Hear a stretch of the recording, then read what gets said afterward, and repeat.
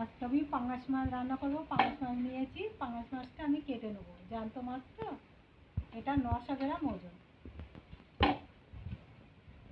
মাছ কেটে ধুয়ে নিয়েছি আর আলু কেটে ধুয়ে নিয়েছি। আমি এটা গরম জল করে ধুয়ে নিয়েছি। মাছটা আমি লবণ আর হলুদ মাখিয়ে নেবো।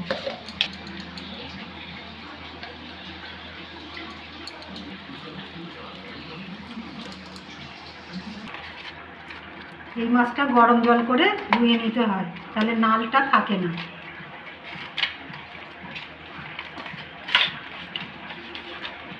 আমি এবার লবণ হলুদ মাখানো হয়ে গেছে, আমি এবার গ্যাসটা জ্বেলে নেব।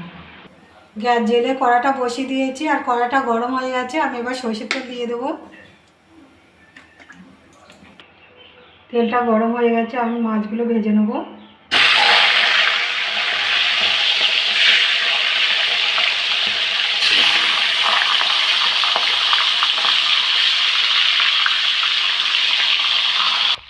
মাছগুলো একটা একটু ভালো হয়ে গেছে, আমি উল্টে দেবো। উল্টে পাল্টে ভালো করে ভেজে নেব। মাছগুলো ভালো হয়ে গেছে, আমি এবার তুলে নেব।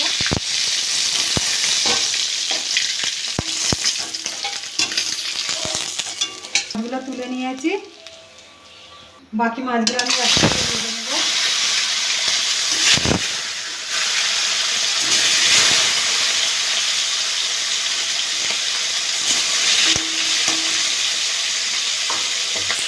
সব মাছগুলো ভালো হয়ে গেছে, আমি এটা তুলে নেব। সব মাছগুলো তুলে নিয়েছি, ওগুলো ভেজে নেব।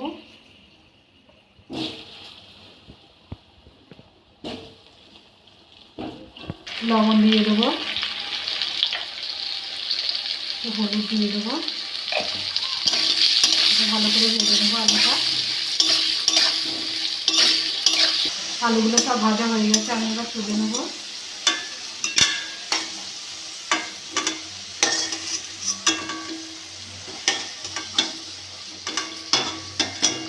আলুগুলো সব তুলে নিয়েছি। তেলে আমি গোটা গরম মশলা দিয়ে দেবো, দারচিনি, এলাচ আর লবঙ্গ, দুটো তেজপাতা নেবো। সব ভাজা হয়ে গেছে, আমি পেঁয়াজ দিয়ে দেবো।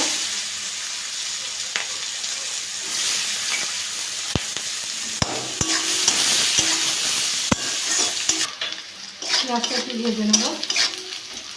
পেঁয়াজটা ভেজে নিয়েছি, আদা রসুন বাটা দিয়ে দেবো 1 চামচ।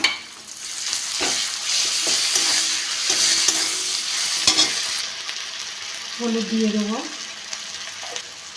লঙ্কার গুঁড়ো দিয়ে দেবো 1 চামচ, ধনে গুঁড়ো দিয়ে দেবো 1/2 চামচ, জিরে গুঁড়ো দিয়ে দেবো 1 চামচ, তার মতো লবণ, একটু টমেটো কেটে রেখেছি এটা দিয়ে দেবো।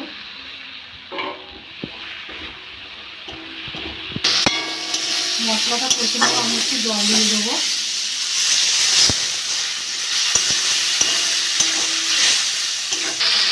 মশলা নিয়ে তেল ছেড়ে গেছে, দেখুন খুব সুন্দর গ্রেভিটা। আমি এবার আলুগুলো দিয়ে দেবো, দিয়ে ভালো করে কষে নেবো। 3-4 মিনিট ধরে, 4-5 মিনিট ধরে আমি ভালো করে আলুটা কষে নিয়েছি। আমি এবার জল দিয়ে দেবো।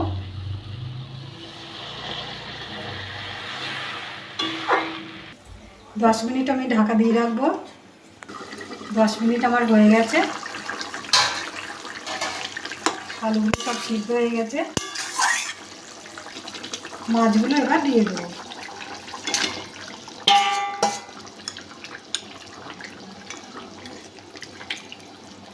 মাছগুলো দিয়ে দিয়েছি, একটু ঢাকা দিয়ে রাখবো। 5 মিনিট আরও ফুটিয়ে নিয়েছি। তরকারিটা আমার হয়ে গেছে। আমি একটু শাহি গরম মশলা দেবো, দিয়ে নামিয়ে নেব।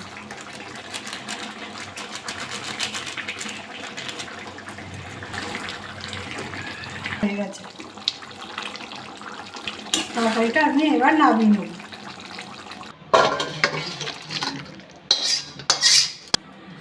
দেখো কি সুন্দর হয়েছে। এরকম করে বাড়িতে রান্না করে খাবেন। খেয়ে ভালো লাগলে আমার চ্যানেলটাকে লাইক করবেন, শেয়ার করবেন, কমেন্ট করবেন, সাবস্ক্রাইব করবেন। ধন্যবাদ।